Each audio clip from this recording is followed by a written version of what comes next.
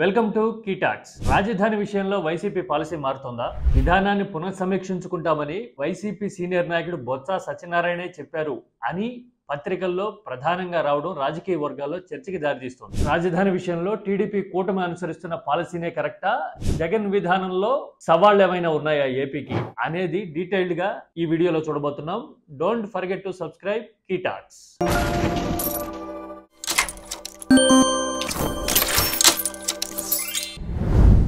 అసలు ఓడినంత మాత్రాన పాలసీ మార్చుకోవాల్సిన అవసరం ఉందని వైసీపీ భావిస్తుందా అనేది చర్చించే ముందు రాజకీయంగా అమరావతి ప్రభావం చూపే అంశమా అనేది తెలుసుకోవాలి. రాష్ట్ర విభజన తర్వాత ఏపీలో 3 సార్లు ఎన్నికలు జరిగితే 2014 ఎన్నికల్లో అమరావతి లేదు. 2019 ఎన్నికల్లో తాను ఉంటేనే అమరావతి పూర్తవుతుందని, అప్పటి వరకు కట్టిన కట్టడాలన్నీ టెంపరరీ స్ట్రక్చర్సేనని చెబుతూ చంద్రబాబు నాయుడు ఎన్నికలకు వెళ్లారు, ఘోర పరాజయం పాలయ్యారు. 2024కు వచ్చేసరికి అటు వైసీపీ ఎజెండాలో లేదు, ఇటు టీడీపీ కూటమి ఎజెండాలో కూడా లేదు. 2024 ఎన్నికల్లో కూటమి 6 గ్యారంటీల ఎజెండాతో జనంలోకి వెళ్ళింది. వచ్చిన తీర్పు కూడా 6 గ్యారంటీల మీదే అనుకోవాలి. అలాంటప్పుడు ఎన్నికల్లో ఓడినంత మాత్రాన వైసీపీ పాలసీని పునఃసమీక్షిస్తుందా అనేది అర్థమైపోతుంది లాజికల్ గా ఆలోచించే వాళ్ళందరికీ. అయినా ఇప్పుడు ఏపీకి అమరావతి కావాలా, ఒక సస్టైనబుల్ గ్రోత్ మోడల్ కావాలా అనేది ప్రధానంగా చర్చించాల్సిన విషయం. దీనికి సంబంధించి సస్టైనబుల్ డెవలప్మెంట్ గోల్స్ ఇండెక్స్ అని ఒక సర్వే జరిగింది 2024లో.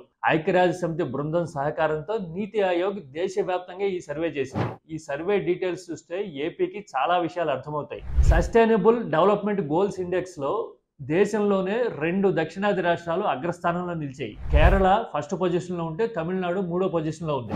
ఏపీ 9వ స్థానంలో ఉంది. కేరళ, తమిళనాడు టాప్ 3లో ఉండడానికి కారణాలు ఏంటి అనేది చూస్తే decentralised and diversified growth model అనేది ప్రధాన కారణంగా తెలుస్తుంది. అంటే ఒక ప్రాంతం మీదో ఒక నగరం మీదో ఆధారపడకుండా ఉపాధి, అభివృద్ధి, భవిష్యత్ నిర్మాణం అనే ప్రాతిపదికగా రాష్ట్ర వ్యాప్తంగా అన్ని ప్రాంతాల మీద దృష్టి కేంద్రీకరించడం అనేది కేరళలోను తమిళనాడులోను గ్రోత్ మోడల్ గా కనిపిస్తూ ఉంటుంది. తమిళనాడు అని చెప్పగానే కోయంబత్తూరో చెన్నైయో ప్రధానంగా గుర్తొస్తాయి చాలా మంది. కానీ సేలం లాంటి నగరాలు 15 నుంచి 18 వరకు తమిళనాడులో ఉన్నాయి. అలాగే కేరళలో కూడా అరేబియా కోస్ట్ మొత్తానికి ప్రతి 100 కిలోమీటర్కి ఒక నగరం ఉంటుంది. అంటే ఆ ప్రాంతంలో పుట్టి పెరిగిన పిల్లలకి, యువతకి 100 కిలోమీటర్ల రేడియస్ లో విద్య, ఉపాధి అవకాశాలు మెండుగా ఆ 2 రాష్ట్రాల్లోనూ ఉన్నాయి అనేది ఇక్కడ కాన్సెప్ట్. ఏపీలో కూడా తమిళనాడుతోనో కేరళతోనో పోలిస్తే ఉపాధి అవకాశాలు, డెవలప్మెంట్ కి స్కోప్ ఉన్నాయి కాబట్టి దేశంలో 2023కి ముందు చూస్తే ఇంతకంటే మెరుగైన స్థానాల్లో టాప్ 5లో కూడా ఉంది ఏపీ. కనీసం 8 నుంచి 10 నగరాల బేస్డ్ గా ఒక డెవలప్మెంట్ మోడల్ ఉండి ఎక్కడి వాళ్ళకి అక్కడ ఉపాధి వచ్చే అవకాశాలు, భవిష్యత్తు నిర్మించుకునే స్కోప్ ఏపీకి కావాలి అనేది సస్టైనబుల్ డెవలప్మెంట్ గోల్స్ ఇండెక్స్ ని బట్టి చూస్తే అర్థమవుతుంది. అదే ఏపీకి సూటబుల్ మోడల్ కూడా. అంటే ఇక్కడ కావాల్సింది రాజకీయ చిత్తశుద్ధి, తర్వాత ఫోకస్. ప్రస్తుతం ఉన్న పరిస్థితుల్లో వెంజెన్స్ కి దూరంగా ఉంటూ డీసెంట్రలైజ్డ్ పాలసీ ఏపీకి కావాలి అనేది మాత్రం సుస్పష్టంగా తెలుస్తూ ఉంటుంది. ఇది స్టేటస్ ఆఫ్ ఏపీ. అమరావతి అనేది ఎన్నికల ఎజెండానే కానప్పుడు ఇప్పుడు పాలసీని వైసీపీ మార్చుకుంటుంది అని చెప్పడానికి లేదు.